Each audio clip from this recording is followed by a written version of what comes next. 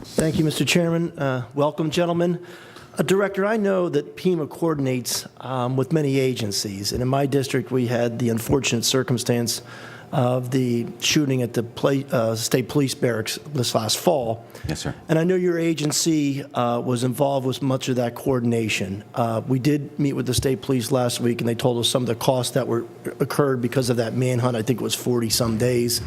I was just wondering if you'd like to elaborate on some of the costs that you've gone through and your role in such a manhunt, and maybe, tell us, areas of concern and areas where we need to look into the future and see if we've learned from this experience.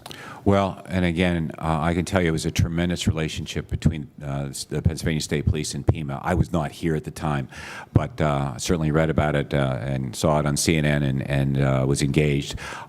Since I've arrived, I found out that we provided tremendous logistic support for all of those troopers, all the state police, the federal agencies that were involved. We deployed assets, including an incident management team, satellite communications vehicles, two of our shower and bathroom trucks that were up, light trucks.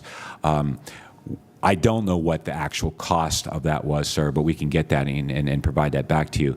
But, again, as well as, let me say, and going back to the question was recently asked, we also used a lot of the, from the regional task forces, a lot of the equipment that and personnel that was developed through the Homeland Security Grant Program.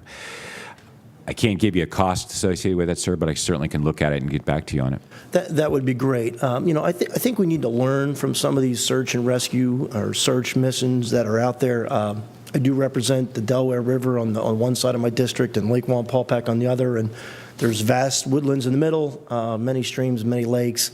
And unfortunately, we've just incurred too many of these situations. I know there's been a recent situation here in the capital region, which is very sad. But our volunteers, it's extremely difficult on them. I think the adrenaline is there the first several days. But then, as the time goes on, those volunteers need to get to work. They've got priorities. Employers, it's difficult on them. Feeding all these people, trying to house these people. I mean, there's the coordination here, and the cost is exorbitant. And I'm just worried that you don't have the monies, and now would be the time to establish a search and rescue line or some kind of line item in the budget where we could help some of our nonprofits and agencies that just don't have the ability for these elongated searches. And you're absolutely right. I know that we were engaged with it for the 28 days and had personnel deployed. And you're absolutely right. I think what does keep me up at night is that even though those events certainly are critical, but the catastrophic events that will go on for weeks and being able to have a depth in being able to have responders. I will tell you that I'm certainly going to work with, again, as I mentioned, it's not just government-centric. We do have to work with all the voluntary organizations, the private sector and such. And the private sector has obviously been tremendous. We had a situation occur up in McKean County, third week I was here, relating to 18,000 people without water. We reached out to Walmart. The Walmart was functioning.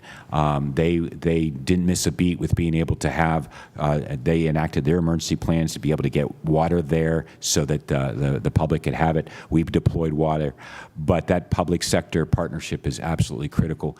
I will say to you that one of the things I'm going to work on is developing a surge force for those catastrophic events, working with every state agency to get into state employees to be able to be trained to be able to respond for that first 2 weeks. And then the cavalry come in with the volunteer organizations, with the Red Cross or others, to be able to assist those disaster survivors. But I very much see the concern. I will tell you that Special Operations section that was developed is working very closely with the SUSAR and the state search and rescue groups and to help coordinate their activities, to help do what we can do. I know that many of those teams have been given the funding through the Homeland Security Grant Program, but we'll get back to you on the specific dollars of the cost. But if there's additional needs, we'll certainly let you know. Yeah, and I know Senator Baker had been working on a bill where state monies would be allocated to disasters that did not meet the federal thresholds. Again, in rural Pennsylvania, we may have a storm or some kind of event, weather event, that we can't reach that $17 million federal threshold, but that doesn't mean that we haven't incurred substantial costs to our county governments or to nonprofits or to businesses or what have you. So, I would support that. I've always supported that bill. I think, it's a great idea because it just seems like, again, we need to learn from some of these from our past. And looking at, you mentioned the Red Cross. I was told before that I think we used to give the Red Cross $1 million. Well, I can tell you during that manhunt, the Red Cross was there for 40-some days. And when you're feeding hundreds of people, breakfast, lunch, and dinner, I mean, our volunteers and our local community didn't have the ability to absorb that, and we needed help. So I just, when you're working on your overall plan, I need you to really think about, look at those, and study those situations and see if there's something that we can do to help you, because now's the time we can help. I can tell you during the manhunt, everyone came to me and said, what are you doing to help us? And now's the time we need to prepare for that. Well, I'll tell you that FEMA has actually taken the initiative on that, and we've just received a program that we're going to be implementing on how to address those non-federally disaster events that occur. And again, a lot of it is working with the whole community approach. But you're absolutely right. We are going to take a look at that, sir. And I would say that we're also, under our office, is working a very similar proposal that we'll be working with in conjunction with PEMA that may help take care of those small disasters, as you occurred, that don't meet the threshold for federal disasters. And it'll be an ongoing, perpetual fund that will be in place so that you don't have to worry about every time something comes up trying to make an emergency response. We'll be able to maybe have something in place. And I'll give you a call and talk to you about the plan that we're looking at to do that. Right. Thank you, gentlemen. Thank you, Mr. Chairman. Thank you.